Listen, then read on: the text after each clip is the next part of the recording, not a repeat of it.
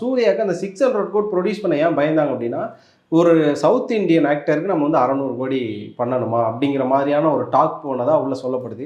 இன்னுமே இந்த பாலிவுட், கோலிவுட் இது மாதிரியான ப்ராப்ளம்ஸ் போதா சார்? அப்படி ஒரு வேளை போயிருந்தா, இந்நேரம் அட்லி போய் அங்க எப்படி ஷைன் பண்ணியிருக்க முடியுங்கிற கேள்வியும் இருக்கு எனக்கு. இல்ல அது காரணமா இருக்காதுங்கிறது என்னுடைய எண்ணம். ஏன்னா வந்து கர்ணா படம் இவ்வளவு செலவாகும், இவ்வளவு பட்ஜெட்னு தெரிஞ்சுதான் சூர்யாட்டே வராங்க.